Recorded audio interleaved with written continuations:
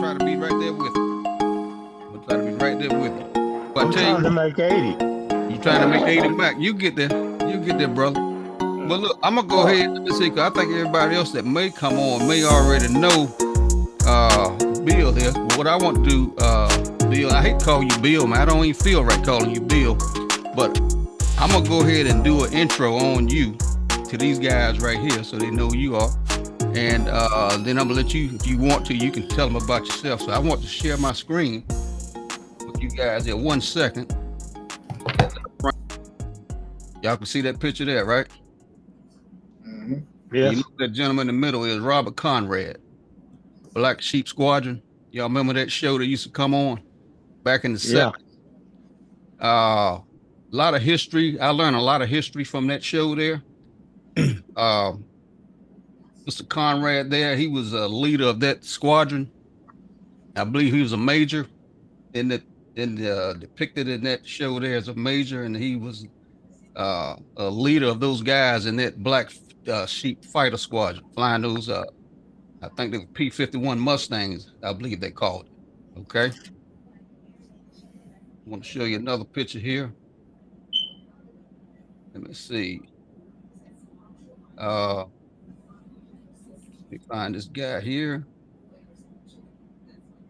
Y'all familiar with that gentleman right there? You remember that show, The Unit, that used to come on? Oh Uh, yeah, y'all remember? You remember that, Joe? yeah. Okay. Okay. Joe, what's that guy's rank right there? That's what he's a sergeant. What? Look You like a did. sergeant major. He's a sergeant major. Okay. Yeah, he worked with in that show that he played in. He worked with I guess a special ops, commanding those guys and leading those guys in that special ops unit. Okay. Show was about, with me about leadership. And um, I learned a lot by, watching that show and, them guys kicking ass and just following that guy's uh, leadership style. They had a lot of respect for him and what he was doing in that particular show. Okay, I got another one here. That gentleman there. Any of y'all know who that gentleman is right there? Chappie James. Chappie James, the first black 4-star general in the military.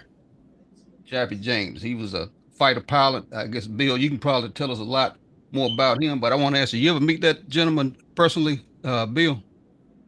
While you see him? No, but I got a story to tell about him. Okay, well, I want to hear it. I want to hear it. Okay, hold on. Let me pull up another one here.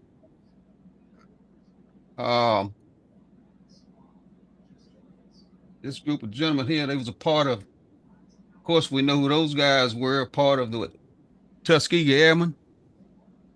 Okay. Yeah. And one of my favorites, that guy right there.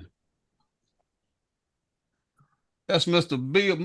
In that picture, I don't know what his rank is, but the last time I saw this guy, he was a Colonel Bill Jordan. This guy here that y'all talking to, that was my commander when I was at Dover Air Force Base. And I got a lot of respect for this. I'm getting choked up. I'm sorry. I just got a lot of respect for this man here because he taught me so much. I'm gonna get together in a minute. This guy here, if I take his picture down, I might get myself together. But anyway, let me stop sharing my screen. He taught me so much, man.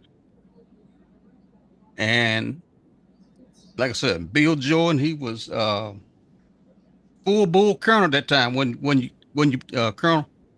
Oh, not quite. I was just a lieutenant colonel then. He was a lieutenant colonel. I remember some wings, man. Did you get them wings before I left? You must. I mean, No, it was you and the guys in the 436 transportation squadron that got those eagles for me. Is that right? Yeah, y'all, uh, guys in the 436 Transportation Squadron, Mm-hmm. all of y'all guys who supported me and boosted me and actually promoted me. I often tell people I never got promoted myself. It was folks I worked with who promoted me. And if it wasn't for you, Catlett, I saw Bobby Jones, Price, Washington, Dudley, Smuckler, Yeah. and all the people over there. And Bobby Jones, I just saw Bobby Jones. Uh, if it wasn't for y'all guys, all the guys in the Dagley, Mm-hmm. all the guys in the 436 Transportation Squadron, I wouldn't have made Colonel. Mm-hmm. Uh, actually, that's uh, when I made Lieutenant Colonel. Initially, I wasn't gonna get a job. I wasn't going because they didn't think that I was material to do that. So I had to go to the wing commander and ask him why he hadn't called me in to give me career counseling. So he looked at my records and he called me back over to tell me that he checked out my records and I was just an ordinary person. Mm-hmm. Wow. I told him that guy over at personnel who wrote up my records, I said, he told you the glass is half empty. I'm Mm-hmm. telling you it's almost full. Mm-hmm. And I shared with the wing commander, I said, he didn't tell you I was a distinguished military graduate of ROTC, did he?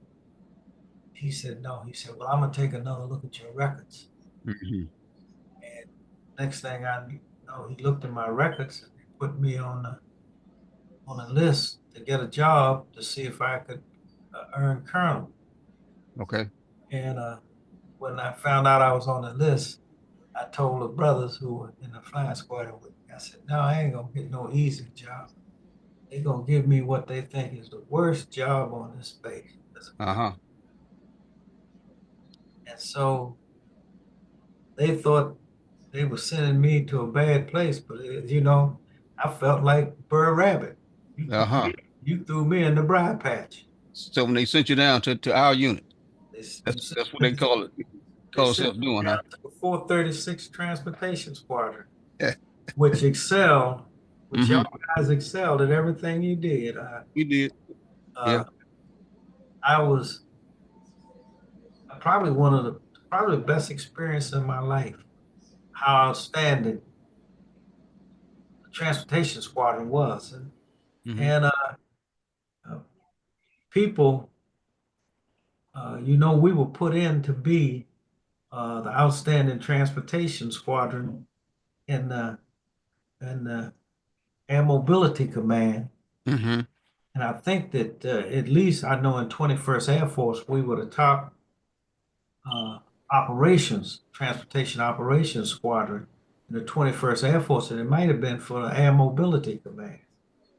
And people were surprised. I mean, uh, I think about maintenance, how good our maintenance was, how good our ops was. Mm-hmm. Uh, y'all guys with no hits, no runs, no errors. Yeah. Y'all served the wing and the wing commander in an exemplary fashion. And Yeah. so y'all did some amazing things, man. And my wife and I just sit back and talk about how much of a joy it was Mm-hmm.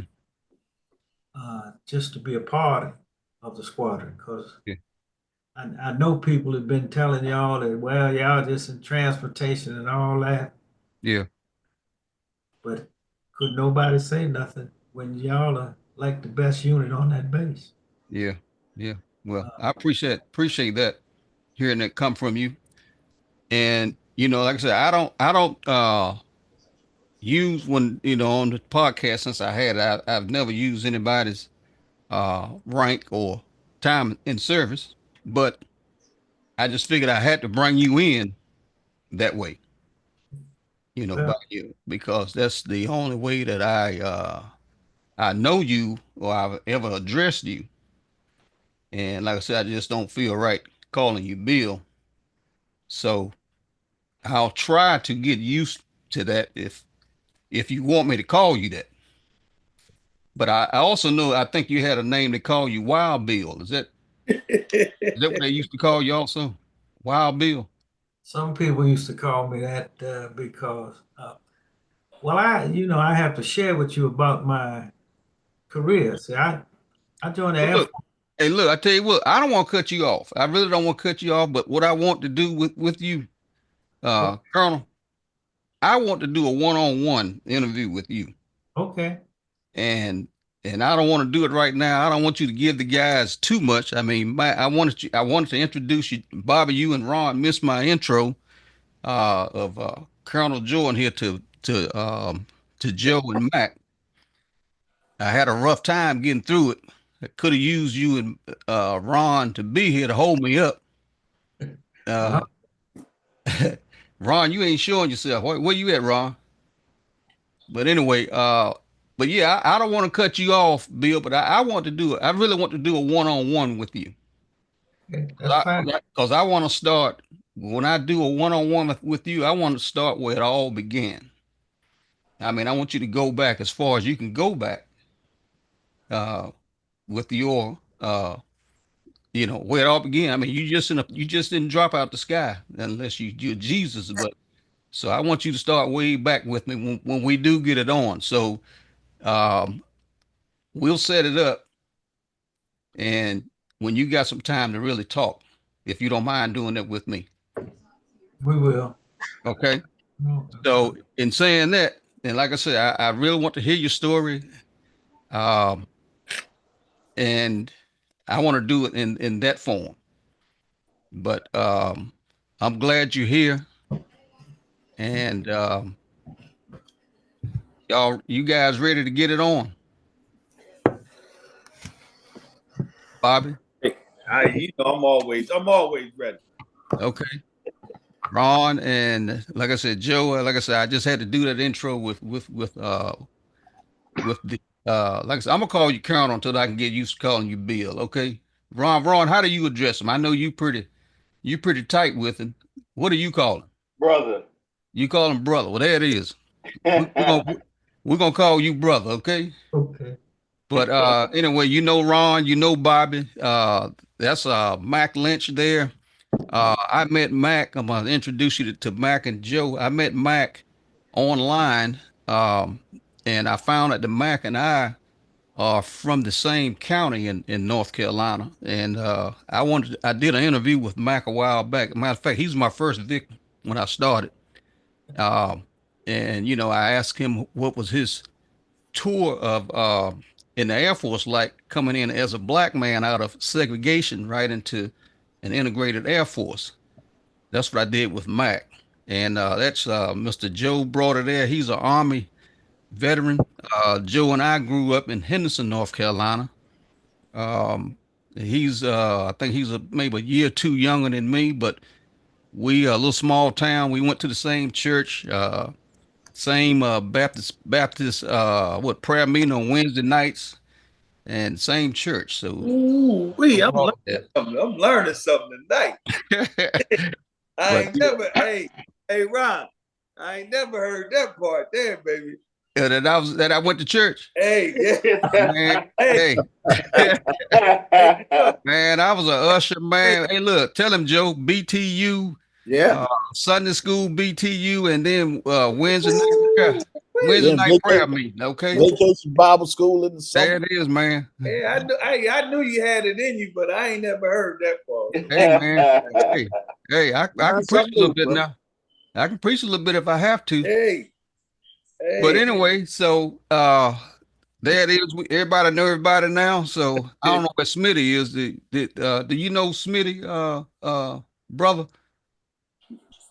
Where's Smitty at? Is he on?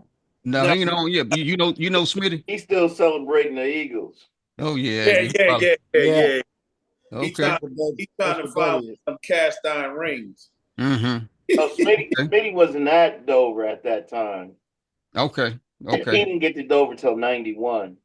Well, if he show up, we'll do a little short intro. Let him He meet. knows, he sees him at the prayer breakfast. Okay. Okay. Well, they know each other then. Okay. Yeah. Well, look, but like I said, I'm gonna call you brother. Yeah, I want to hear your story in another forum, so you have time to really do it with us. Okay. And I'm so glad you're here. But so we're gonna get on and do what we normally do. And Mac, I don't know if you brought anything that you wanna Uh, start tonight, or you just I'm gonna just so chime in. mad at all of them. I can't even talk about them. Hmm. I'm Max, What so you mad think? at all of them. I can't even talk about them. You can't talk about them. Max said he fired up. Yeah, it's a Yeah. it's a lot. It's a lot going on, man. It's too Yeah, much to really Hey, try to let's just put digest. it this way. My congressmen and my senators know me by my first name now. Is that right? Well, what about you, Joe? What you bringing in tonight for us? Well, there's so much, like you were saying, there's so much to talk about. Uh, it's a lot going on with that in the world of Donald Trump, Old Dominion University. President Trump, as they call him. But Mm-hmm. you know, of all the things that that really irritates me is the fact that he's going into the Department of Education and trying to dismantle the whole Department of Education, and that just it just does it doesn't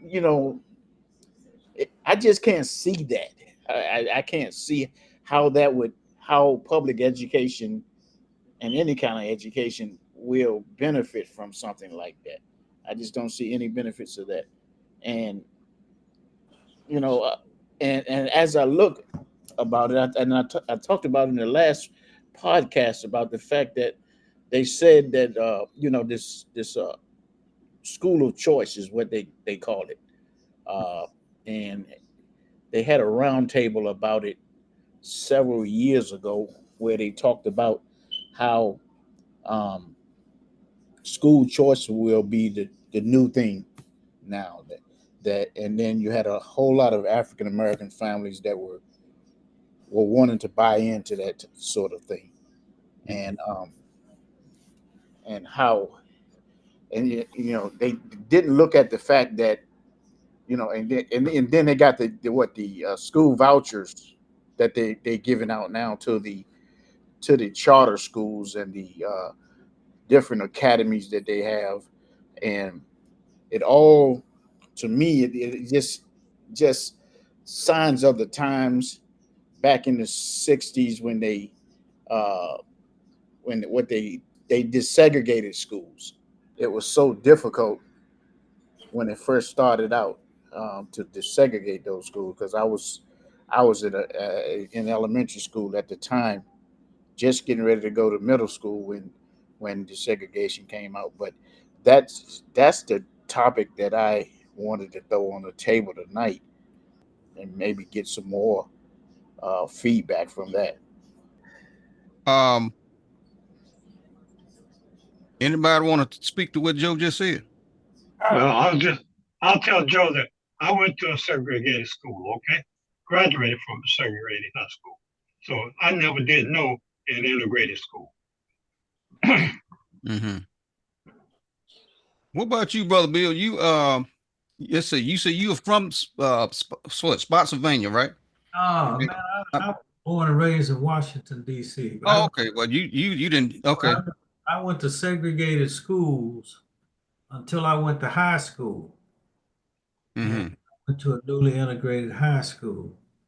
But down here in Spotsylvania, I attend school board meetings. I have campaigned for members of the school board, and I elect. Well, now the school board consists of all women. It's not a men, but we got two conservative ladies, and I just listened on Monday to a retired lieutenant colonel from the army coming on there talking about white men need to run everything in America. Mm-hmm. But it doesn't surprise me because my father taught at the junior high school that I attended. And I never forget when Brown versus Board of Education passed. My Hmm. father stood on the steps of school as I was leaving. He said, "Come here, son." He said, "This is the end of quality education for blacks, integration of school." Now, white folks now, uh, they want to have homeschooling, have schools of choice. Hmm. And my point is, how will your children ever learn to live in a diverse society when you got them at home? That's right. The person who's Yep. teaching something, or you send them to a charter school where you want them to go to. Hmm. The other thing is that if a public school is doing bad, give that public school the money and the resources to do good. We don't want to do that. I argue every year down here in Spotsylvania. I have to tell these people, anytime you undercapitalize an enterprise, you doom it to failure. Start a business and don't have enough money to keep it going. What happens? It fails. And that's what they're doing to the schools. And then Hmm. on top of that, I have people, see, white folks are slick. They come CRT. After about 4 years ago, we don't want CRT. They didn't even know what CRT is. Hmm. And then they talking about DEI now. The other Monday, they come talking about racism. I said, can you define racism? You come up here talking about white racism. Hmm. Racism is a system in which one group must subordinate its demands to those of another group on the basis of skin color. So in order to have a racist society, you have to have power. Right. And when have descendants of Africans enslaved in the United States of America ever had the power to discriminate? Right. Mhm. Or be racist. So when they talk that mess, man, we need to be able to say, define racism for me. How do you balance? How do you balance? Well, uh, affirmative action uh, was discrimination. How did we get an unbalanced playing field? Through Mhm. discrimination. That's right. You can only balance it by discriminating.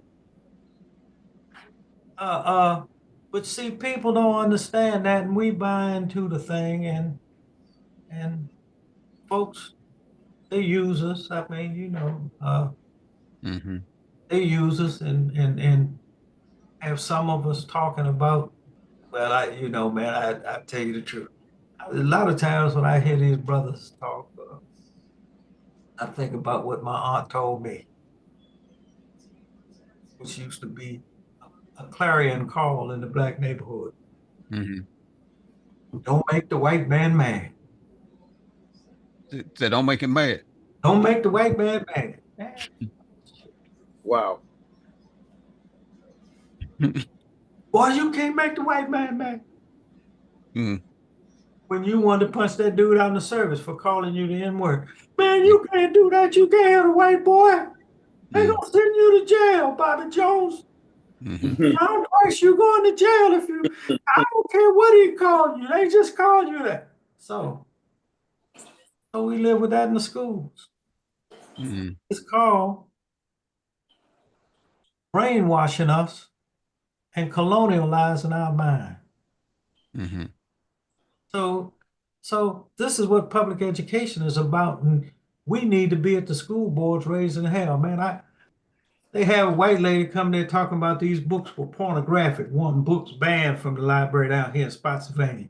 You know what Hmm. I do ever so often? That's it. I take a book up there and recommend they put a book in the library Mm. that Hmm. they took out. Uh, uh, I took a book written up by this white lady who got in the civil rights movement, who became the first female president of Harvard. She's from Orange County, grew up segregated, family, rich family. And the name of the book is Necessary Trouble. She took that from John Lewis because Uh-huh. she started fighting. Yeah. I went to the school board and recommended that they include that in the library. Now I got to go back and say, did y'all put it in the library? Mm-hmm. Yeah, Y'all talking about what to take out of the library. You ought to be talking about what to put in there. that's right.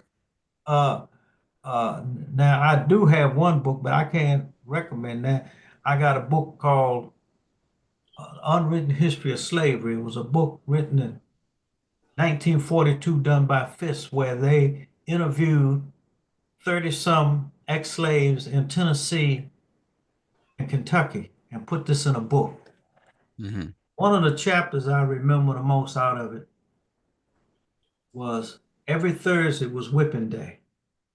Mm.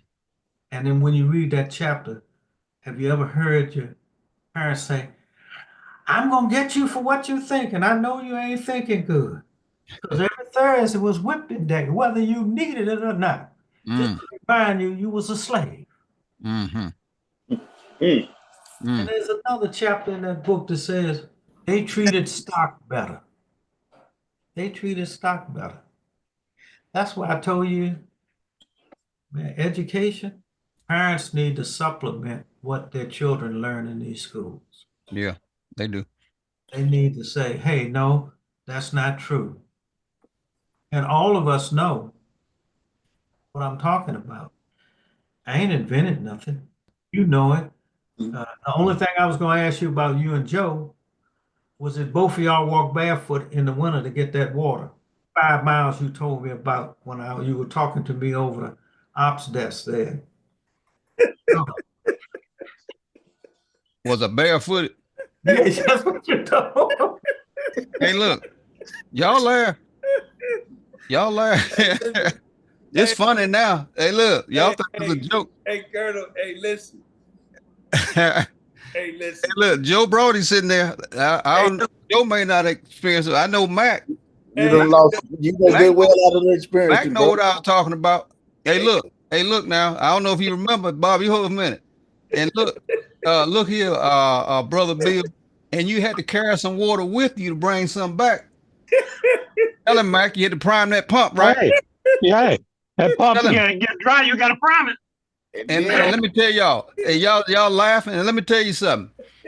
That helped me a lot in my leadership style because a lot of times, in order to get something out of somebody, You got to you prime got to them. put something in them. You got to prime them. You I know, did a lot of to priming, Bobby Jones.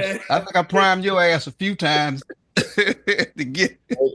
and then to add on to that, Chester, when you walking barefoot like that in the South, it was hot, hot. Oh And yeah, that sand be burning your feet up. You ain't got no shoes. so that tar road Oh, that tar get road, hot. yeah. Yes, sir. Yes, sir. You Those thought are true, yeah, those are true stories that Bill, I'm telling you, man. I wasn't lying when I yeah, tell that opened up the door right there. you. Hey, but yeah, man. What you got, Bobby? Hey, man, listen, man. On this school thing, I'm gonna start with that because I'm in the school. Mm-hmm. It's tough, man, and it's getting even tougher. And our kids don't even get it, man.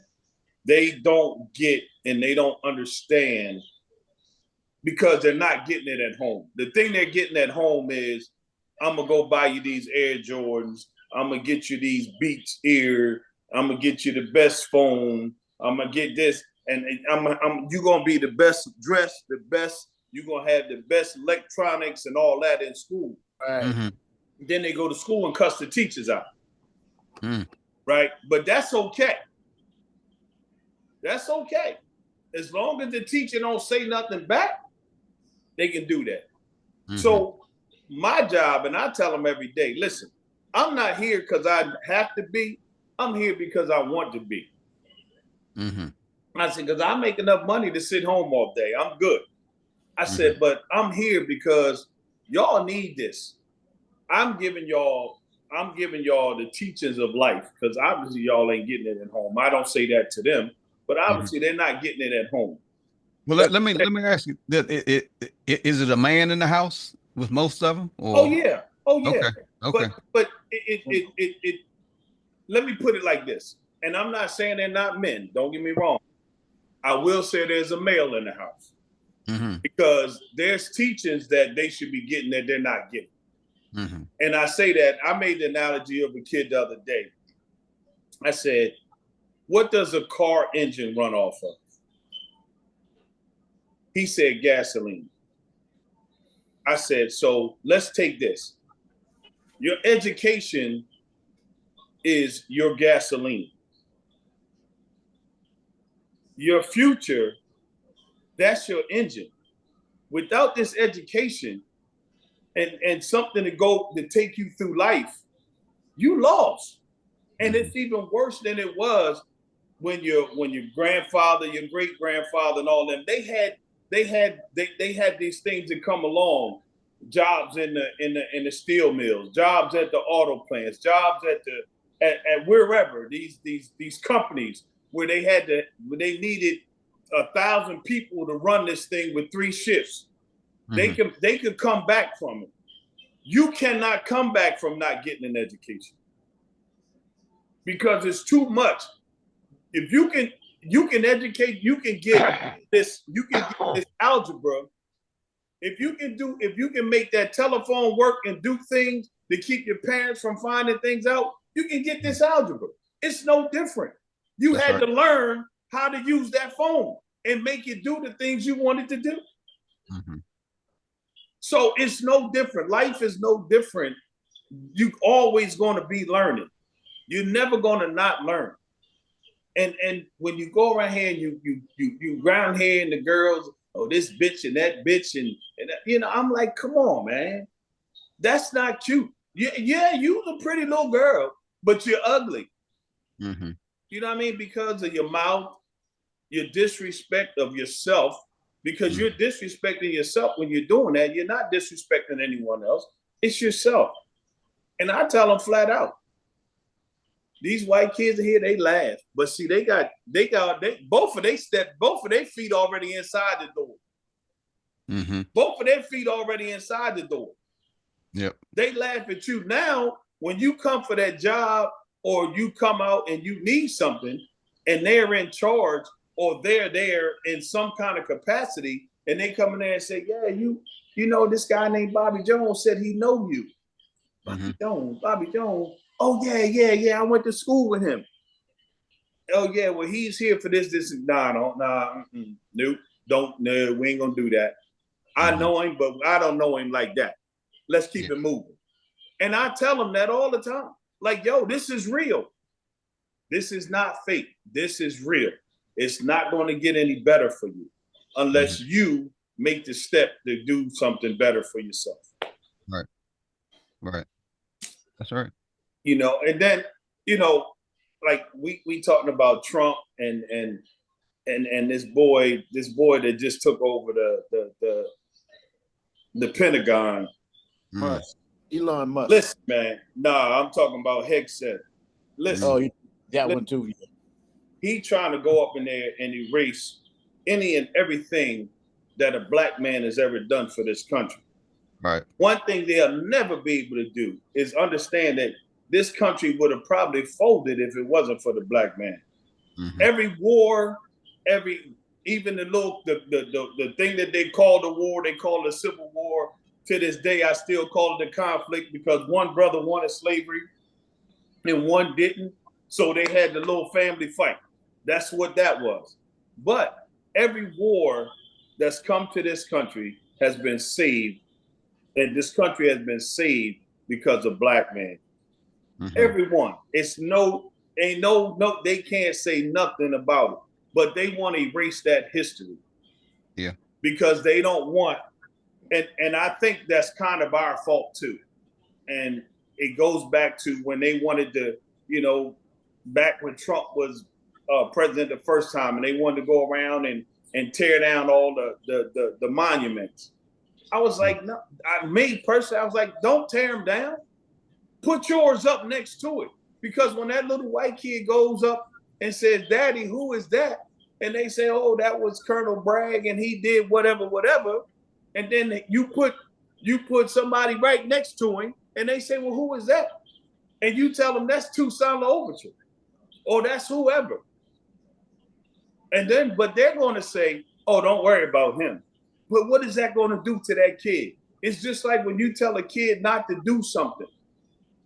They want to do it because they're saying, well, why are they telling me not to do it? So they're going to want to learn that history because you telling them not to, that don't be bothered with that. So that's going to always stick with them where they want to learn, like, well, why did my dad tell me not to worry about him, but he told me about him? That's just the way the world is. That's the way the mind works. And we got to stop going out there wanting to tear down everything that they built and understand we have to erect our own. Mm-hmm. And if we start erecting our own, that's going to change a whole lot.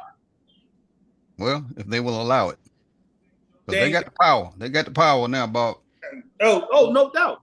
But they don't really have power because power is in numbers. And understand that it's more of them that are just falling in line, but they get ready to fall out of line because it's getting ready to start hitting them where they don't want to get hit. So they're going to start falling out of line. So this straight line they on now get ready to get crooked. Mm-hmm. Well, like Tom said, they're going to feel the pain. Everybody feel a little pain. You know, to add on to that, the other day, that same guy you was talking about, the defense secretary, now they call him, and he went in and reversed the naming of Fort Bragg. Right. It was Fort Liberty. They changed it from Fort Bragg to Fort Liberty because it was named after a Confederate traitor, they call him. Mm-hmm. But anyway, he named it by another guy named Bragg, but I didn't get all the information on that. If anybody knows that information, yeah, it was a corporal in World War II who won a Silver Star and a Purple Heart. Was he an African American? No, and the man, no. Serious. Oh no, I'm trying to check to see if he was a distant cousin of this Confederate Bragg, because I know how these folks work. Oh yeah, I know link it up. They'll link it up. Right. Yeah. It may be a link in there somewhere. Yeah. Probably is. Mm-hmm. Oh yeah. Ron, what you got? See what you did, Chester. What's that? I had every Wednesday I meet with some elders. Mm-hmm. What we're trying to do is to form a cadre of elders so that we can build a strong Black community. And we're dealing with something saying that just because you're a senior citizen doesn't make you an elder. Mm-hmm. Ooh, yeah, that's what I feel. Just because you're a male don't make you a man. and the thing involved is, how do you vet people to become elders? Mm-hmm. So we're working on that. But the brother asked me about some stuff, got me started. So I was on that from like 2 to 6, getting cranked up about this. And I'm saying, oh, Lord, Elon Musk might get my name and then get my phone numbers. They cut off my back military pension. That's right. Sir. Yes, sir. They're coming at that anyway. Yeah, he moving after everybody's stuff. But they're coming after. Here's what I would share. We shouldn't just think about the contributions that Blacks made more. This country. Oh no, yes. This country would be a less developed nation if it wasn't for the work that our ancestors did. Yes. Africans built the country. Yes. When you go down in North Carolina, who built the fishing industry in North Carolina? Slaves. Mm-hmm. Who built all the railroads in the South? Slaves. Who built the steel places in Alabama? Slaves. So this country would be still developing. That's right. And that's what we have to talk about, because even in the Civil War, Do you know that 23 blacks won Congressional Medals of Honor in the Civil War? See, people don't tell you that, but they did. They did. So I like to think of of this country is that the reason this country is developed as it is because you got all them years of unpaid labor. Yes. Do any accounting? If you're doing the accounting, the biggest expense in anything is what labor costs. Mhm. And that's why I get mad when I hear these Europeans holler about, well, we had all this entrepreneurial skills. I say, shit. If you lose money and you got free labor, you ain't no damn businessman. It's like Trump. How did Trump being a businessman? And he had a casino and he went bankrupt 7 times. Right. Yeah. If I had a rent party and I went broke, y'all all be laughing at me. Am I telling the truth? Yeah. For sure. Yeah. Y'all be laughing at me. Y'all be saying, nigga, how'd you go broke? You cut the crepes. Yeah. They had to buy the food from you. You even charged them to use toilet paper, and you broke. Mm. And Casino that, ain't nothing but a big rent party, right? you right, Colonel, and that's the one thing. Like, you know, I gotta tell people, I'm not a novel reader, but I like to read educational stuff. So what you just said about building up stuff, and it goes back to when they wanted all the land. So they took the black folks and pushed them to the water. Pushed them to the water. Now they want the water back. Right? They want the water back because now it's valuable to them. But then when they push it to the water, right here in Maryland, the Eastern Shore, that's where the blue crab became alive. The black man made the blue crab what it is. They made the blue crab what it is. It was one black family that had so much going on with the crab thing. It was a black man that started calling lump crab meat and tail crab meat and claw meat and all that. That was a black man that came up with that. Because they pushed them to the water and they said, "Oh, don't worry about it. We're gonna learn to eat, right? We're gonna make this work for us." And Colonel, you 100% right. Like, we got so much that's invested, and that's why I like my little sister, that Jasmine Crockett, man. She get them right. She get them right. Mm-hmm. But yeah, it's, I mean, right down to the architect of the White House. Who built the White House? Mm-hmm. Right? The White House was built with black hands. Yeah, but that's the kind of stuff they don't want. They don't want the kids of the future to learn, and they don't want they want to erase it from those who know. And like I told y'all before, and I know a few of y'all said y'all haven't been to the African American Museum. Like, when you take that elevator down, and the first thing you see is a statue of Toussaint L'Ouverture. And like I told y'all, when Toussaint came over, and they that's why they started chaining them down, because of Toussaint. Because Toussaint, like, look, when they opened up that hatch, Toussaint took off and ran in the mountains and started killing them up because they were trying to get them. Right? So it's just these kind of things that they don't want you to learn. And like you guys, I went to a school and it was all me. When I went in the bathroom, I saw me. When I went to the cafeteria, I saw me. And I was learning about me. And that's just not something that you get today. You know, they want to give you the month of February, which they trying to take away, right? When Black history is every day. Because you want to go to the White House, you want to go to the Capitol, half the buildings down there was built with black hands. Right. So it's nothing you can't get away from Black history. Yeah. Black history is American history. And the Colonel talked about systemic racism. And I said the last time we was on here, like, yo, when you want to talk about systemic racism, look at a job application. When it asks you, what's your race? It shouldn't ask me what my race is. It shouldn't matter what my race is. I'm American. That's the only that should matter, other than the skills that I have to do that job. Those are Right. the only things that should matter. But it matters because when you go in the bathroom, you don't want to see me in there.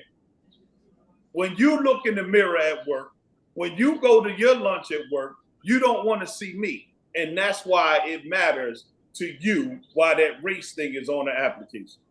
You know, I was listening to Bill earlier talking about he kind of put in the fact that the library weren't allowing these kids to uh, get certain books out and everything. And it takes me back when we had our one of the other uh, podcasts we had. We talked about racism and how the whole thing that's going on in everything that's going on in society is attached to racism. They want to take away everything. All the progress we have made over the years is being taken back. It's being taken back to where we started from, where there were separate discs, there were separate water fountains, there were separate. You had separate bathrooms you had to go into.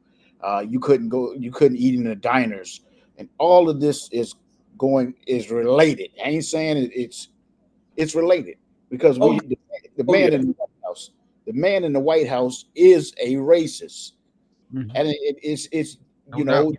you gave the definition of racism, Bill, but that's if I may, uh, but that's what this is all combining to.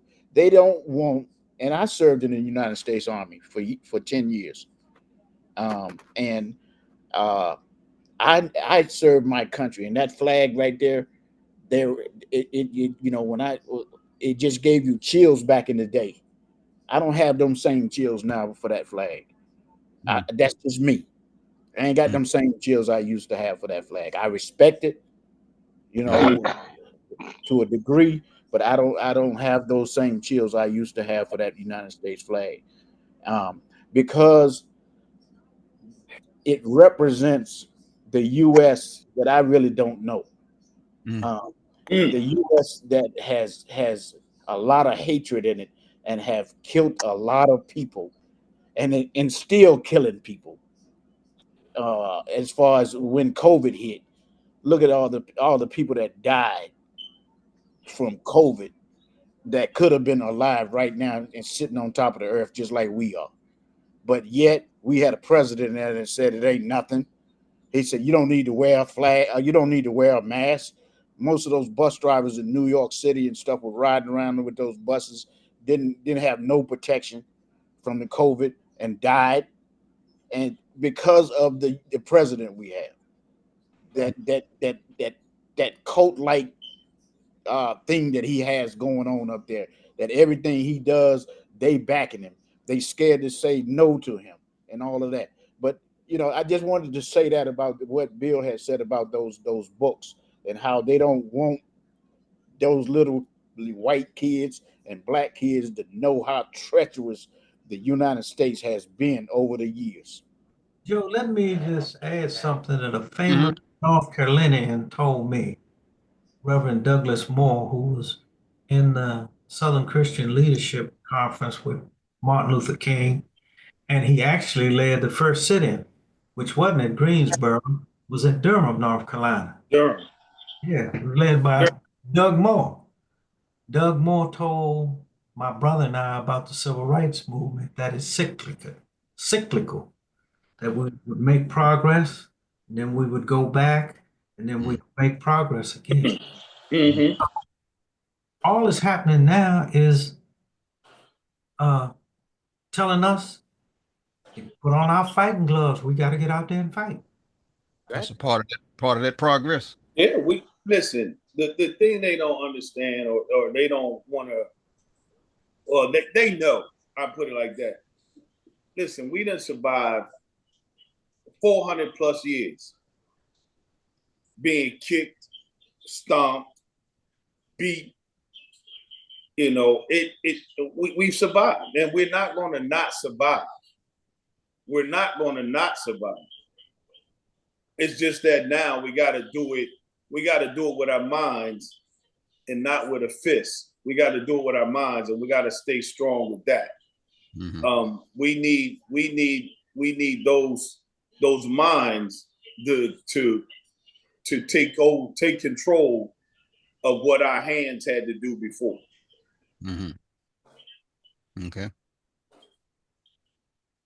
Ron, let me hear from you. Man, y'all on fire tonight, bro. Oh, we gotta get you in, man. I'm just sitting here taking it in, man, because pretty much everything that was said is on point. And the thing about this country that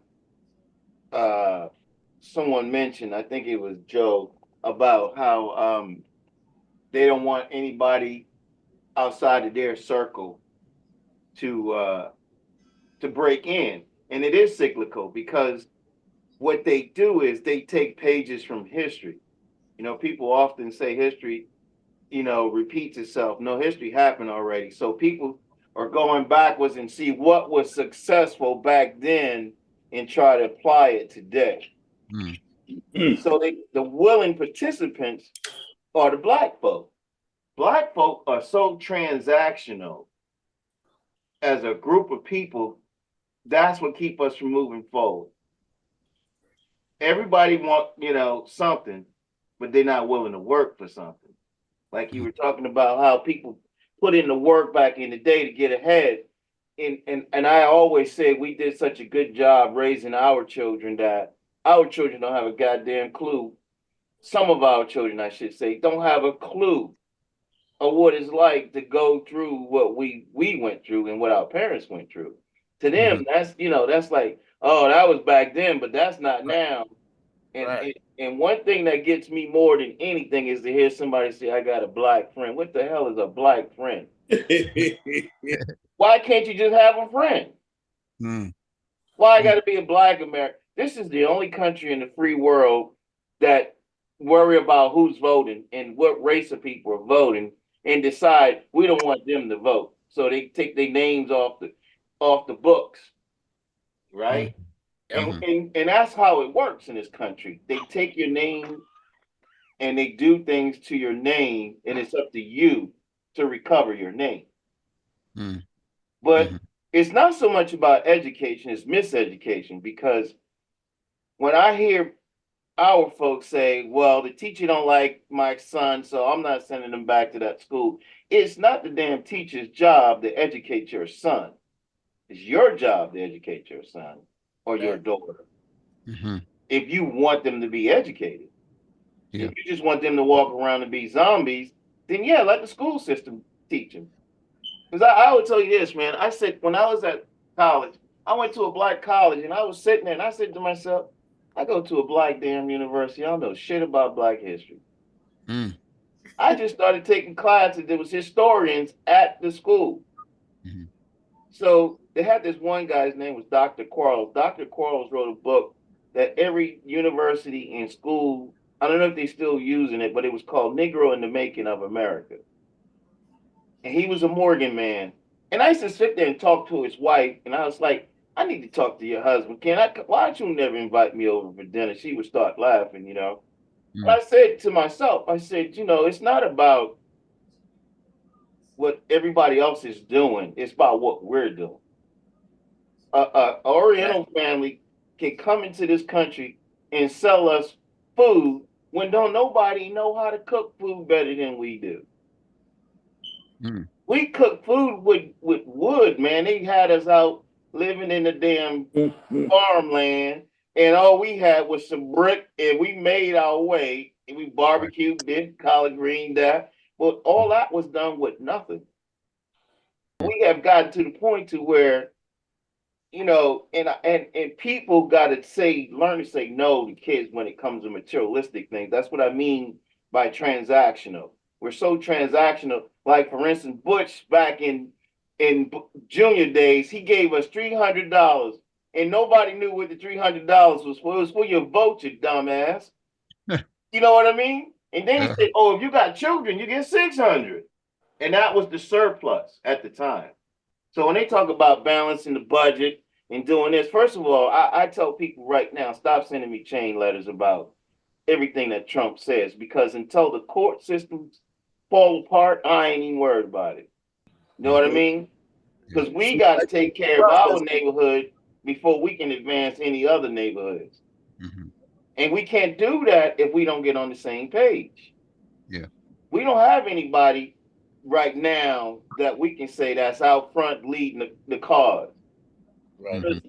In order for something to be your cause, you have to be willing to die for your cause.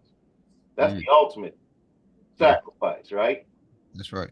So if you really strongly believe in it, and everybody throughout history that really and strongly believed in something, they died for it. Yeah, that's true. You know, Trump people, what they doing to people is they making phone calls. You're gonna lose your job. They calling people on the phone and threatening people, like that lady at the cemetery. That woman was scared to death that they was gonna do something to her, so she didn't want to tell nobody. They shoved her ass to the ground. Mm. Yeah. You know what I mean? Mm-hmm. But the thing, when it comes to education, and when somebody had a great definition of systemic was the system that the country was built on. The system was here, and it was always working for one group of people. So for them to say that they're being discriminated against is because they used to having every damn thing their way. It's not about, we often hear it's not about what you know, it's who you know. Mm-hmm. Well, that's how the white folks got on top all these years. They didn't get their jobs because they went to the university. They got their job because their mama or their grandfather or their uncle worked there. Mm-hmm. And they moved up in the chain through attrition. Somebody died, somebody retired. Well, Billy Bob been here since Johnny and them graduated, so he next in line to be in charge. You never sent him nowhere to get educated or learn how to be a leader, but he's in charge. Right. And you see that in state government. State governments have nepotism as a foundation. That's why most states can't get ahead, because they too busy worried about who's in charge, and who's in charge don't know what the hell to do to get ahead. You know what I'm saying? Yeah. I've Yeah. been in rooms in the military. I'll tell you a story. When I was on the IG team, I used to get a kick out of going to bases. And the white folks, when they used to see us, it was about 50 black guys on the team at the time. I was on the team. Maintenance, who was all throughout the team. And when we would show up, they would look at us and they would ask us, are we augmentees? And we was like, no, we core. We part of the squadron. So I never forget this lady at Shaw. I was at Shaw, and everywhere I went, she went. And I would ask a question, she'd answer it. I said, can I talk to you for a minute outside? I said, look, where's your office? She said, my office is around the corner. I said, I'm gonna come down there and get you if I have a question for you. Okay? So she was looking at me like, I was like, yeah, I'm gonna come get you. But right now I need to talk to these folks. So I'll Right. talk to you a little later. Uh-huh. She looked confused, And I told her, I said, the folks know what they're doing. Let them tell us what they're doing. We don't need you to try to, you know what I mean? Mm-hmm. And Yeah. I told her, I said, we was in the conference room at Shaw. I said, you ever watch The Sopranos? She's like, no. I said, it's a show on HBO. And I said, Tony Soprano is the main character. He got a mother. I swear you remind me of his mother. She And had everybody that had been watching The Sopranos started laughing. She didn't have a clue, But they don't have the sense of competition. They never had to compete for anything. I was listening to a podcast and they were talking about Harvard, right? And DEI and all these other things, affirmative action, right? You know what the population, the student population, the majority of the students that get admitted to Harvard on an annual basis, you know what they are? Legacy. Legacy. DEI. Their legacy. Somebody in the family went to Harvard, gave some money. So now their kids get to go there and they don't have to have the GPA and all that other shit. That's how Trump was able to go to UPenn, and his kids went, but Trump never went to UPenn. He got the grades from UPenn. Trump ain't go to school. You know what I mean? So if you dig into these things, like for instance, talking about Trump, the only reason why Trump name is associated with the University of Pennsylvania is because the admissions director was his brother's neighborhood friend. The Wow. guy grew up with his brother in Queens. Mm-hmm. And his brother said, "Can you get my brother in your school?" His brother never went to college. Well, he's not an educated man. That's for damn sure. No. But Trump the is an thing we got to idiot. stop with the thing I think right now, what we have to stop doing is panic. Talk cheap. Yeah. I always remind people, I said, there was something that your grandmother told you that you probably forgot. And it's like, what's that? Sticks and stones. Mm-hmm. Yeah, buddy. Talk Mhm. cheap. Yeah. This country got so many wickets nowadays and so many lawyers. That shit is never gonna get out the court. I don't know if I agree with you, or I'm not going to say I disagree with you, or either one. But everybody's entitled to their opinion. But you know what? This guy, through Mitch McConnell, has packed the court system with judges. So he, you know, that's why Mitch is, because he used Mitch McConnell when Mitch McConnell was the But was the man, even, even with that, and I agree with you, Joe. Even with that, you got so many judges, right? right? Ron said, and lawyers that when you keep throwing, like he does, he just keep throwing stuff against the wall till we see what's going to stick. Right. Well, that's the same thing these courts are doing. The same thing these lawyers are doing. Hey, every time he come with something, they sue. The ACLU is our best friend right now. They're our best friend right now because everything he tried to do, they putting a lick on it. And that's what you got to do. Now, here's what speaking on what Ron was saying. Anybody seen the movie about Shirley Chisholm? Mm-mm. I haven't Yeah, seen it. yeah. Well, you learn so much from stuff that's true. So in a movie, there's a situation where my man goes against Shirley when she's running for president. And she asked my man, she said, why is he doing that? He's saying he's trying to get a spot in the office. He said, well, what spot would he get? He said the same spot they give all black folks. Mm. With HUD. Mm. And I started thinking about that, right? Who had HUD when Trump was in there the first time? Carson. Mm-hmm. Right. Now this other black dude got HUD. So Yeah. I'm like, he said, look, the same thing they always give black people, HUD. Yeah. Mm. I'm like, wow. Now this is back in the 70s. So, Ron, when you talk about history repeating itself or whatever, there it is right there. You're being told right there that what's going on today with who they putting in charge of HUD is not something new. Nope. Mm-hmm. We just But then gotta, these are the things that if you don't listen, and Colonel, I was the last time we were on here, we talked about and I get it wrong, 6888. And I talked about how for 22 years I never heard about 6888. That is one of the greatest parts of military history. That is something that should have been. I'm with like I told him, I'm with the John Leventold thing, but that's something right there that should be in the military.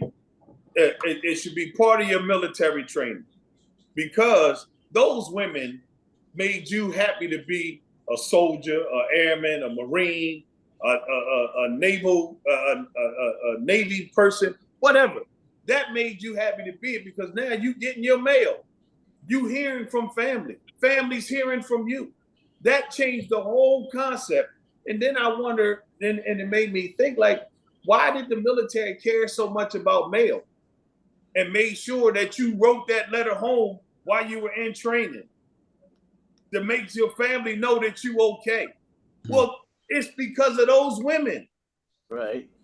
And they never put it out there. They never told you why. Up until now, yeah. Yes.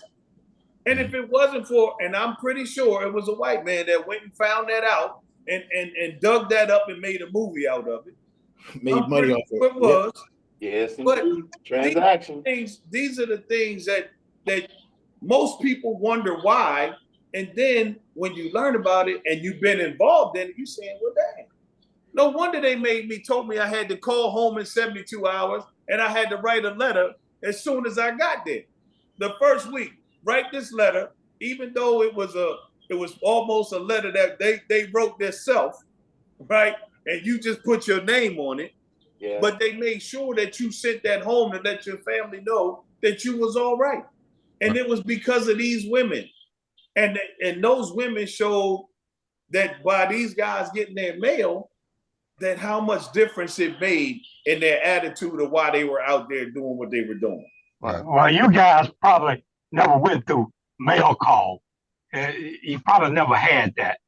And you don't know what it's like when Only you in get basic training. Yeah. We had it in care basic package. training, yeah. Yeah. No, I went through it in Vietnam. Okay. And Matt, that's exactly what I'm talking about. But that made you feel a whole lot different about why you were where you were. Because you got that care package, you got that letter, that made you feel good because you heard from your mom. And them cookies, you cookies, you shared them damn cookies with everybody. Hey, that's right. That's right. But that whole thing made you just what you were doing. It didn't, you get because them guys got to the point they didn't want to do what they was doing. Well, Bobby, what you talking about? What the reason why they did it was because it was affecting morale. Right. If their morale is low, ain't nobody gonna want to fight. That's what I was getting at, Ron. Yeah. It's a morale issue. It's the morale booster at mail call. I mean, it's just it's unreal. Yeah. Yeah. That would go back to what Ben had said about the court systems and how there has been such a devastating fight against the court systems. Well, the Trump era anyway, where he has broke down all the barriers that were in place, judges, all the way up to the Supreme Court. Even the Supreme Court, their verdict last year was that he has absolute immunity while he was in office. That's what I'm saying. That's what I'm saying. If I was Joe Biden, I would have acted a fool in the last. It couldn't do nothing. You already said I got immunity as long as I'm president. Well, all the way down from that, you go all the way down to the Superior Court. You go all the way down to the local courts. Anywhere that he was on trial at, he never had to go by the rules. They would force something on him and say that they wanted to keep him quiet. He would always talk about the judges. He's still doing it right now as he's sitting in office. That's why I said people do not have a lot of they don't have a lot of faith, as you put it, in the court systems right now. And so as time go on, he's going to continue doing what he's doing.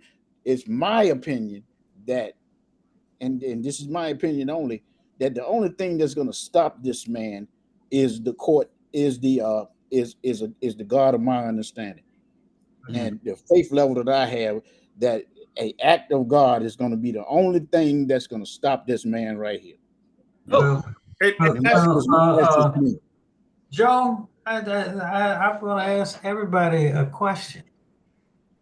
Here's a man who has never obeyed anything that the court said. Right. That's what I'm saying. And what bothers me is I hear people in the media mislead the American public by talking stuff about, well, is this going to be a constitutional crisis that he will he obey the court order or won't he, and create a constitutional crisis? My answer is simple. Past performance is the best predictor of future performance. Yes, He ain't gonna obey the court. He's never obeyed the court. This is like the dude in my neighborhood who was a drug dealer. Warren Robinson ain't never stopped being a crook. Even when he was in jail, he was a crook. Right. So my thing is, a criminal gonna be a criminal. And here's a man paid fines for discriminating against people in renting apartments in New York. Mm-hmm. Owes a lady so much money for sexual abuse that the interest goes up on it every day. Owes the state of New York $500 million, and he ain't paid none of that. But here's the scuttlebutt Right. on that. They said Musk paid that. Yeah.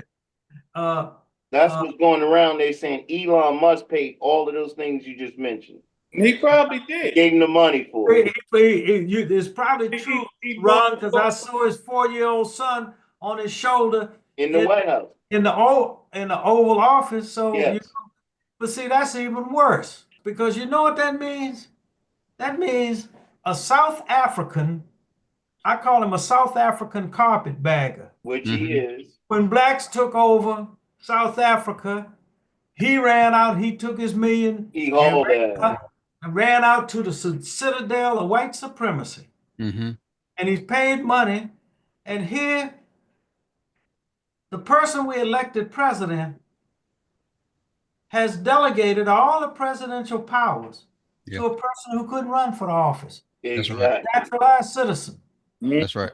And so here we have a South African carpetbagger who believes in apartheid and putting black people in their place. He does. Because Trump has just said, passed executive order that says that white South African farmers can come to the United States as refugees. Mm. And they just did this. This man got we got a president who can't be a president because he was bought out by a crook. Yep. That's right. He wasn't brought out by him. But going back to what Ron said, my grandmother always said, a fool is a fool. So he's a fool, and he's an uneducated fool, and he's being jerked by somebody who's smarter than he is, who just whooping him at every game. So that's why he has the keys to the office, because Trump is too stupid to understand that he's being whipped. I think Elon Musk, the long goal with him is to get this country to the point where he's already got his little computer nerds getting into these systems, getting whatever information he needs to get this country to the point where he can just go ahead and take it over. I mean, that's just my opinion. I may be wrong, but I think that's the plan in the long run. And now the damn vice president is over. The vice president is over in Paris. And that's why I feel like that's why they all gonna end up in jail. Well, like Joe was saying, if there's a court system left to put their ass in jail. Yeah, well, guess what? They can't. The only way they can get rid of, especially the federal judges who aren't voted in, who are put in position, the only way they can get rid of them is kill them. Well, buy them out, Bob. Money talks now. A good judge ain't gonna. You can't buy them out, and that's the one thing they pissed about, and that's why he talks down about what's the judge that he had up in New York. The name started with an M. That's why Trump don't like those judges, because they ain't falling in. And it's a lot of them that won't fall in, like Cannon. Yeah, but what about Cannon? Cannon, she only won. And the people above her kicks her in her throat every time. She'll drop the case. The man stole all them government documents. Oh yeah, but see and she gonna get hers too. When the anvil fall, she gonna be on. She's gonna be on the appeals court. He'll put her on appeals court. Eventually. When the anvil fall, it's gonna fall right on her head. Because he's gonna throw everybody under the bus. Because he ain't gonna go down. He gonna it's everybody else's fault. Yeah, he ain't going down. Yeah, he going down, bro. Well, he got immunity, man. He got immunity, so he ain't going down. Take it back to the movie New Jack City. What Nino Brown say? I wasn't in this by myself. He said, it wasn't just Nino Brown. Mm. Hey, Trump tell him, it wasn't just Donald J, baby. Hey, he tough now. I mean, I'm gonna give him that, man. I can't stand it, but he tough. He's a mob boss to the heart. I'm telling you. He's a He's a punk. wannabe mob boy. A punk. Yeah, he a wannabe mob No, boss. no, Hey, no, listen, he, listen, as I said earlier, being a male don't make you a man. He's No. a punk dealing with a bunch of males because them boy ain't none of them men. Ain't none of them men. And if any of them was married to my sister, I go and punch them in the mouth. I categorize him as being dangerous. He dangerous. Oh yeah, he definitely dangerous. Hey Joe, I'm with you on that. He dangerous because what's worse than a thief? A liar. A liar. And he's worse than a thief because he a damn good liar. Yeah, he is. See, what I was saying earlier. I'll take a thief any day because I know if you come in my house, I know I got to put my jewelry up. Right? But a liar, man, listen, I don't know. Hard to get around. A liar hard to get around, man. See, the problem with the court system is they're on notice. It's open season. They got to perform in a way they never had to before. And the thing about Trump is Trump thinks that he owns the Supreme Court. So he's telling people, don't worry about this judge or that judge. But what those people don't realize is he's not doing it. They are. All those lawyers that he's hired losing their license. Because he won't do the dirt. He's going to get you to do the dirt. And then when the bridge falls down on your ass, he was like, oh, look what he did to Giuliani. He held his ass out there. He got other people to give him money. Trump never gave Giuliani any money. Giuliani got there it was stolen and he lying, and they telling him he lying to stop lying. The judge is telling him he lying. He ain't got a pot to piss in, and he ain't never gonna get another one. His big thing too, Ron, is that he loves to use that tool called quid pro quo. That's what he's about. That's what Trump's about. Quid pro quo. You do this for me, I do that for you. Hey, and you see that? You do this for me, I do that for you. He sent his daddy's boy to Rikers Island twice. Yeah, he did. That was his daddy's boy. He sent that old man to jail twice. He told, don't you open your goddamn mouth. You're going to be out on the streets. You say anything. Wow. And that old man was so scared, he ain't opened his mouth. I bet you right now, that dude don't even sleep at night. He can't because he worried. Yeah. Well, when my grandson come talk about snitches get stitches, I said, boy, you crazy. Look at Donald Trump. I don't know about you guys, but I don't know if y'all heard about the Ukraine piece that's going around now that and we had discussed it a little bit at the last podcast about the fact that Zelensky gonna be out there on the island by himself after a while because Trump not trying to find a way not to send him no more money. He talked to Putin and Zelensky today. Right. Well, he talking about they gonna stop that. Yeah. That in and of itself is terrible. Yeah. It is. Yeah. Because of the fact that the reason the Ukraine gave up its nuclear weapons when the Soviet Union crumbled and those countries came free was because Britain, Russia, and the United States guaranteed Ukraine its territorial integrity. Yeah. They would keep its territory. So what Trump is doing and Hagstaff are doing reminds me of Neville Chamberlain in 1939 when he went and allowed Hitler to take over some country, as they said peace is preserved. All he's doing is setting the stage for another world war. And then to justify what Putin is doing, he says, I'm going to take Panama and Greenland. And Right. make China, I know, Canada the 51st state. Yeah. And Gaza. Don't forget Gaza. He said that too. Oh, well, yeah, Gaza, well, Gonna yeah. be beachfront. Yeah, Gaza So, gonna be y'all gonna lay on the beach in a minute. There you Yeah. go. With bullets so, flying over your so head. that's intended to justify might makes right, and you can take anybody's territory by force of arms. Mm-hmm. That's Yeah. what started the Second World War. Yeah. He ready to get tricked though. Yeah. Well, he said that today that they said that Ukraine, they won't recover the land that they've already lost. They if they settle this thing, he's No, trying to go you're talks right. now. No, Russia's So gonna keep that.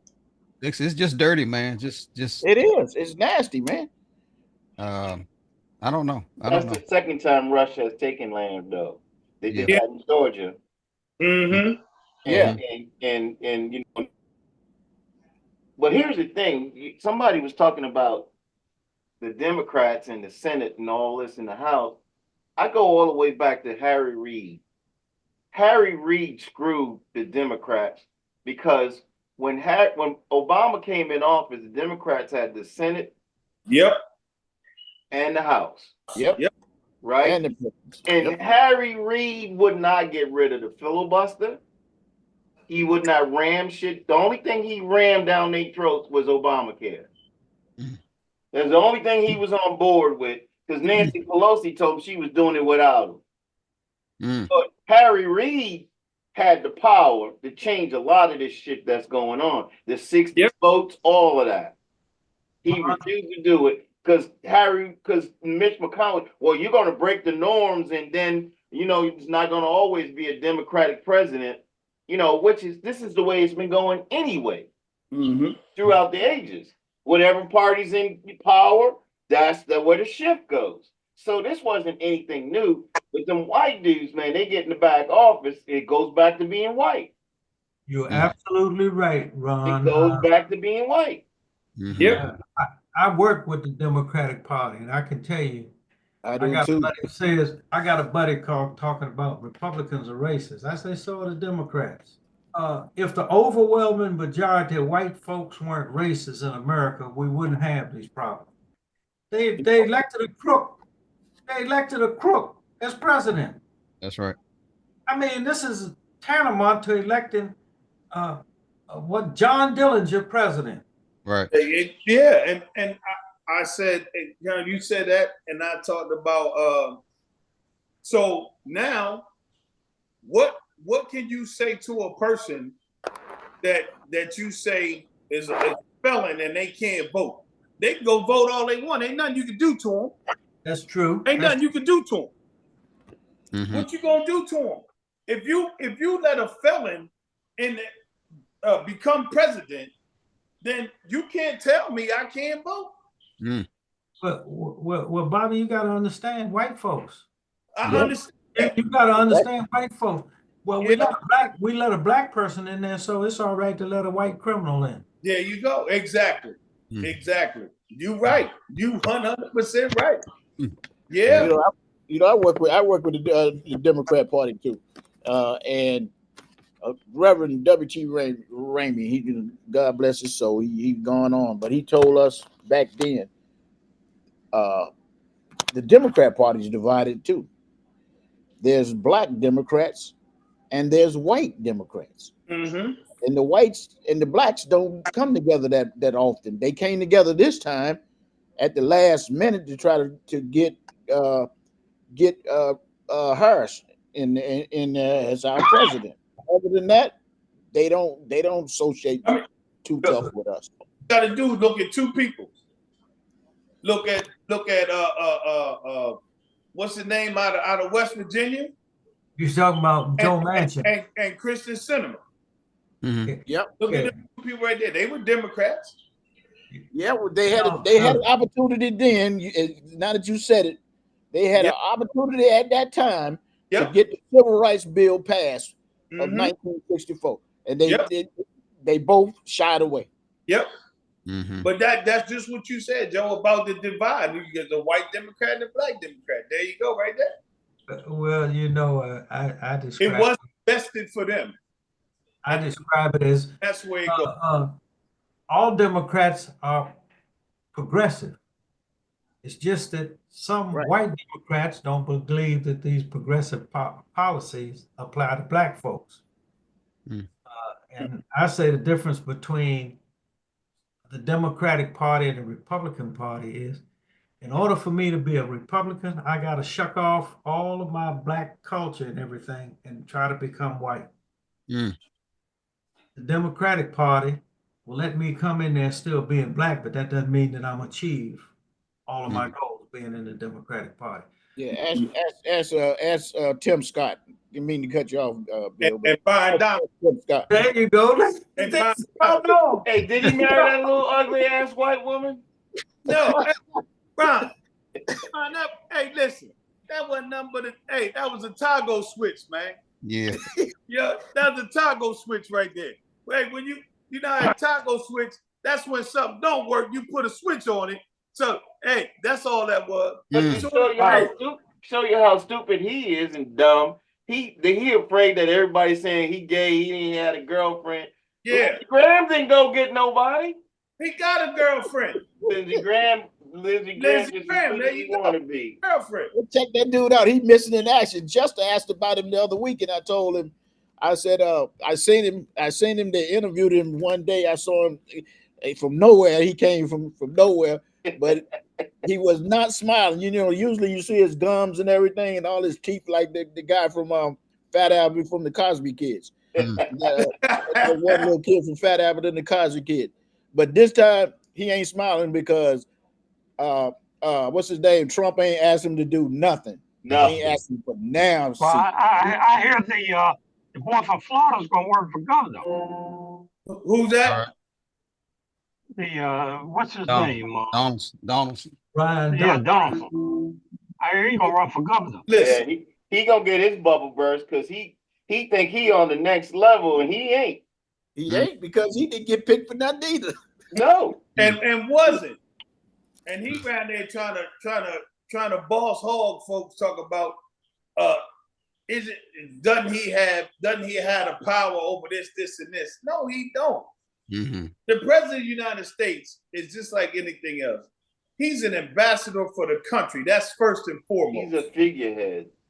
He's ambassador for the country. The people around him do what they supposed to do. He pick people that's smarter than him. Well, you're supposed to pick people that's smarter than you. Anyway, right? To get things done, right? And then you fly around the world and you take the stuff that they done worked on and you take that around the world and you be like, yo, we like to do this, this, and this. He ain't nothing but an ambassador for the country. Exactly. But you know, when you dumb and you hire people dumber than you, then that's what you get. Yeah. Trump got it. He definitely got the shit twisted, man. You know. He do. Hey, But look, man, look, guys. Y'all, I ain't rushing nobody now, cause I can sit up all night. I ain't got shit to do tomorrow. But y'all been at this thing an hour and 46 minutes now. But go ahead, Ron. You can say something. I was just gonna say, y'all remember that brother that was a staunch Republican back in the 90s and early 2000s. West? No, the brother that played quarterback at Nebraska. J.C. Watts. J.C. Watts. J.C. ran for president, and his whole Republican world came crumbling down. They said, "Wait a minute, Negro." And then all of a sudden he realized, he's saying, I did this, I did that. All these years I've been doing the work for the Republican Party, and I can't run. They told him he couldn't run for president. And he was like, why not? Because they told him, because you black, right? Mm-hmm. And he was so upset that he actually quit the Senate. And he basically, you haven't heard much from him at all since then. And it ain't hard to get shut down. He was running with them for a lot of years. That's the song getting shut down there for sure. I call it the Michael Jackson treatment. But that's like my boy Herschel. Walker. What'd you say, Matt? I ain't seen him or heard nothing from him lately. I think Herschel don't go. Herschel gonna be the ambassador to the Bahamas. Bahamas. Yeah, he That's moved back right. to the Bahamas. Yeah. Did he get that job? He got the No. job. Yeah. He ain't gotta be That ain't a job, Joe. They just he damn ain't gotta go. token, He man. gotta go in front. Did he give it to him?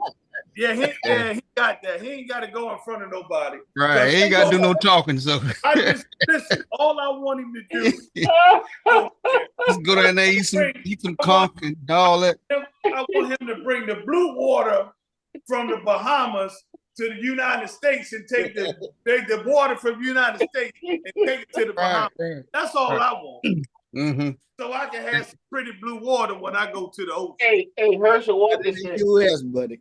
They asked Herschel, was he dating so and so and so? You see, I don't even know anybody by that name. The lady said, it's all his clothes. Look, That's the same thing that happened to my boy down there from he put the check right he here. was the lieutenant governor from North Carolina, Robinson. Oh They, yeah. anybody that's preaching that mega stuff and they got the same skin color as mine, ours, Look. they don't do good. No. They turn out good. Hey Joe. No. Hey Joe. Huh? Chester shut him down. Chester put him in timeout. Yeah, man, I put it on his ass for sure, man. He had to go, dog. Ain't no way. Hey, Boy, they was Chester plastering that put guy, him in boy. I timeout. had to ride him out, man. Had to. But look, I said Herschel Walker with that job he got.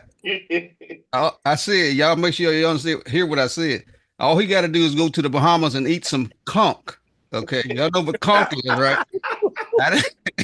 Okay, so I want y'all to misunderstand what I said, but that's all he got to do. Eat some conch, he'll be good to go. Get some conch fritters and all that. He's good to go. As long as they don't get him on long as he ain't got to talk, he good. He got somebody down there to write and talk for him. We good. Yeah, he good to go. He good to go. But you know, I still have a problem sometimes understanding, I know it's all transactional, but like a person like Herman Cain, Oh God. this fool killed himself to be behind Trump. Yes. 999. Yeah. I don't need fool. You got all kinds of goddamn illnesses. You better put a mask on. Hey, Yeah. 999. That's Well, all I'm the white saying. man, the white man have a history. You know yourself.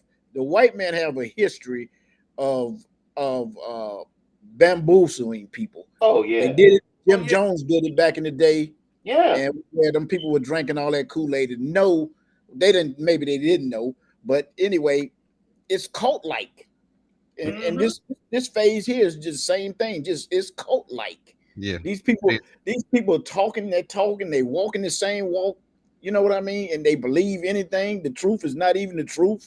You know what I mean? All that kind of stuff that's going on now. You don't know what's unless you go back and look it up yourself. You don't know what's the truth. Hey Joe, here's the new catchphrase they all came out with when they lying, right? Two things can be the truth. Two things can be different and be That's it. the truth at the same time. But Old Giuliani stuff, boy. old girl changed it up. She pushed it. What's her name? Oh, from South Carolina. Nah, the one from Jersey. What's her name? What she say? The one that started the alternative facts. George. Oh yeah.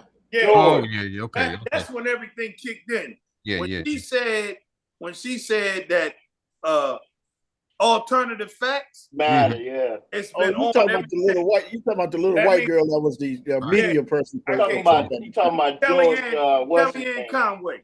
There you go. Yeah, Conway, yeah, George. Yeah, listen, when she came on that TV show and said, well, those are alternative facts, Yeah. that gave was it. Joker the right to lie. Listen, he was lying already, but then he started lying all day long. You look. It's so much stuff that's going on right now, and there's some serious stuff that's going on. That's getting lost in the mix. TB is on the rise. In a whole bunch of states. Yeah. The measles is on the rise. Oh yeah, And nobody's talking about it, man. oh, they don't want. That's why they want to erase all of this. Get everything offline because they want everybody dead. Yeah, we had talked about that. They're trying to take these media companies down. Right. MSNBC, CNN, all Well, those media. they denied AP access to the White House. They did. Yeah. Yeah. Yeah. Oh yeah. They deny AP Mm-hmm. because they wouldn't say the Gulf of America. Right. Yeah. Yep.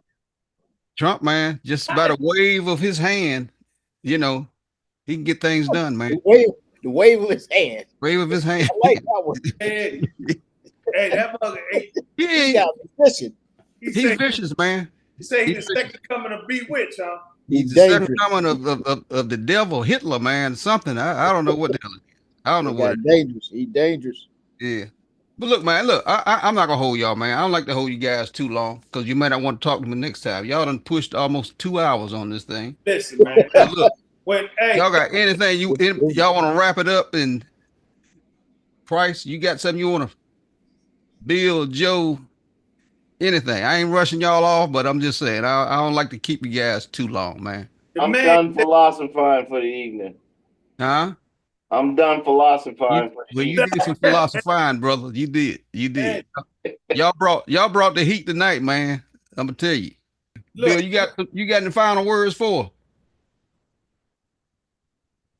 This being recorded. Yeah. Is it being recorded? Yes, sir. It's gonna be on YouTube. Yeah, it's gonna be on YouTube. You blank me out. No, hell. Hey, look, did you read the disclaimer? Did you read the disclaimer before you signed in? You saw the disclaimer, right? Huh? Well, I didn't know. Hey, look. I didn't know you could get down. Max said he's coming after you. Yeah, they gonna come after you, man. I didn't know you could get down like that, man. Be honest with you. Listen, man. Bill, I know you could get down like that. I'm glad you're putting it out there. Yeah, I'm putting it out there. And I'm very thankful. I feel very blessed. Mm-hmm. Participated in this conversation with you, gentlemen. Yeah, well, we appreciate you coming on, man. Really, I do. I do. Bob, y'all gonna see my intro, man. When I brought Bill on, man. Like I said, I kind of broke down, man. I mean, just the respect I have for that man, you know. And Bob, you. Yeah. You said, he brought you across the river too, you know. So yes, sir. I don't know how much he did for you, but I'm gonna tell you, man, if it wasn't for that gentleman right there, dog, hey, look, I would have made it, man. I'm telling you right now. I'm serious about that. Like I said, man. Well, just y'all have to think about what y'all did for me. Mm-hmm. That was one of the most enjoyable times of my career, because it's easy to be appointed a leader. The most important thing is to be accepted by the people around. Yeah. And I love the squadron, everybody in it, because of that. Remember, we were the wheels of the eagle. Yes, sir. We were the wheels of the eagle, yes, man. Sir. We were. I mean, and you brought us through, man. I'm telling you, we was having a rough time there. We can beat up when we Bob for a minute, won't we? Yeah, buddy. Buddy. You came on the scene, man. Look, you were tough. You brought us through. I got a story to tell y'all one day. I think I told Bob about it when the colonel pulled me on the carpet. I'm gonna go ahead and tell it now. And then we're gonna end the night. I don't know what happened, but anyway, I had to go see the colonel in dress blues. Okay, that's how bad it was, Ron. Me and Catlett. I don't know if you remember. Like I said, I don't remember what it was about now. But anyway, hey, look, I think he was bluesed up too, to be honest with you. Whatever was went down. But me and Catlett pulled up in front of his desk. I had to pop that, had to report in. And my man jumped on me and gave me what he had to give me. Now, Colonel, I don't know if you remember how your office was set up. You come in your door, and right beside that door, when you come in, was a closet. You remember that? But anyway, after he finished chewing my ass up and dismissed me, I did that spin around and walked into the damn closet instead of walking out the door. You was nervous. I closed it. Hey, look, I closed the bitch behind me and waited a couple minutes and came out, went on out the door, man. I don't know if you remember that. I don't know if you remember that or not, but that ain't no lie. That's a true story right there. You thought it was gonna be worse. Huh? You thought it was gonna be worse. Yeah, well, hey, look, it's bad enough. But I mean, he gave me what I needed, man. Anytime, he gave me what I needed. But that's a true story. I don't know if you remember it, Colonel, Oh, man. but that happened. Hey, Catlin. And Okay. and I know and Tell, I know you told me one time. I'm like, hold on, Ron. Something was going on, but I'm gonna go back to my cancer run. And I think I'm telling Bob. Bob heard me use this phrase that I was going through hell, and I said, "Man, look, I know." I said, "I don't know who it was that told me this." Said, "When you're going," said Sergeant Edgerton, "when you're going through hell," he said, "just keep on going." And I believe. Is that one of yours? I believe you told me that, and I used that when I was fighting this damn cancer, man. I ain't never get down, let it get me down to the point where I was just, had some right. rough times, but I always heard that in the back of my head. Hey, look, when you're going through hell, just keep going. And I believe I got that from you, Colonel. And I think, Ain't no stopping. You can't yeah, stop. that's where I got it from. I couldn't remember who it was, but I said, yeah, I know it was. I thought I knew who it was, but yeah, it was you. So you got to keep going, man. You can't stop. Can't stop. Hey, Oh, Yeah, man. man. Like they said, look, you y'all, brought us a mighty long ways, man. When Yeah. y'all brought me, man. And, you don't know how happy I was mm, uh, to be a part of that squadron, to be a part of y'all. See, see all the great things y'all did. yeah. Remember when y'all got those gas trucks down to Andrews? Yeah, buddy. Oh yeah. Yeah. I think I know I broke one finger there. Bob broke one for me one Oh, time. oh man. I almost lost a finger on that truck, Colonel. I'm on that trip, Colonel. We had to haul them But trucks down there. Yeah. oh, they said that was a great thing. They couldn't. They thought that that was an indication of how well the 436 military airlift wing operated. That Hmm. Hey, our transporters on Yeah. short notice. Oh They yeah. put them trucks down there. But it was Gorbachev coming, right? Hmm. yeah. Down there, and I still remember sitting in Colonel Hardy's office with Catlett. Hmm. Catlett looked at me, and I told Colonel Hardy that y'all could do it. Hmm. Catlett jumped on me, Colonel. No, he didn't jump on me. He said, "Why did you tell him that?" I gave him a quick answer because I knew y'all could do it. Yeah. I Yeah. knew I knew how great y'all. Yeah. I remember when we had the air show there, and y'all were moving those stands into place. Hmm. Charlie Graham was on that truck, and the base commander came out there trying to chew y'all out about what you were doing. And me and him got in an argument, even though he outranked me. Y'all saw that. Y'all saw that, man. And y'all put them stands up there. Boom. Hmm. Yeah. Y'all got that stuff done that quick. Yeah. And I just said, now this is an organization Hmm. that we can go to war and win. Yeah. Well, we had the experience, man. I mean, we just needed opportunity to do whatever it was that need to be done. You know. Yeah. That's all it was. And I'm proud of the achievements of each of you after y'all left the service. Yeah. Yeah. Well, we appreciate you. tell, Yes, sir. tell. Guys, anything else? Bob, you got anything you want to say, man? Nah, I'm good, man.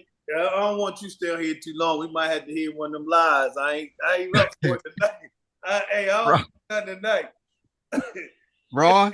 Hey, brother Jordan, Chester and Catlett. Every time I will walk by the motor pool, they say, "Hey, Aaron Price, where your daddy at?" Yeah, I said, "I'm going up to his office. You want me to tell boy. him you're looking for him?" He You had did not say that, Aaron. I said, he had a special pass, man. I don't know what it was, but yes, sir. Ron had a special pass. Yes, "Hey, sir. y'all, he didn't have y'all study the GRE and the GMAT for 2 hours every day at lunchtime." No, man. We Yeah, you got didn't on have to that. do. I had to do that. Mm, mm, Yes, mm, mm. sir.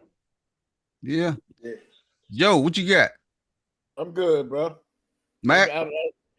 I'm good, I man. see you guys all was in the same kind of feel kind of like outsider, but I'm you know what I mean.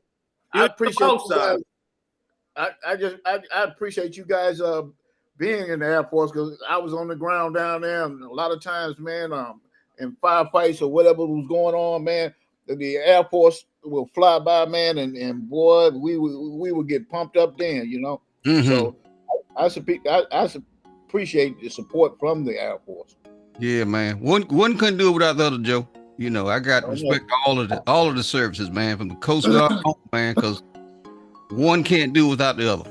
You know, it's just like fingers on your hand. Yeah, Joe, I'm glad you said that because this is I'm gonna finish with this. This is what these people, Musk and them, gonna learn. Just what you just said, Joe and Chester, how all of these services work together to be one. Mm-hmm. That's the same way the government works. Regardless of how we feel about it, every organization, every agency in the government somehow has some kind of connection where they have to work together to be one. That's what they're going to stir up, and that's what's going to hurt people. Mm-hmm. Yeah. Well, look, Colonel, look, we do this about every. I try to do it every 2 weeks, man. If you there's always an empty chair at the table. If you want to join in again, I'm gonna send you an invite. And Ron, I'll send you the link. See you alive, man. Yeah, man. Good to see you. And guys, look, I appreciate y'all coming hang. All right, I appreciate y'all coming hanging out with me on the edge. And look, I'm gonna be looking forward to seeing y'all in another 2 weeks. all right. All right, brothers. Y'all have a good night. See you, Joe. See you, Mac. See you later. Ron. All right. All right. Ron, thanks for getting them in, man. No problems, man. All right, brother. All right, brothers. All right, man. Peace out. All right, man.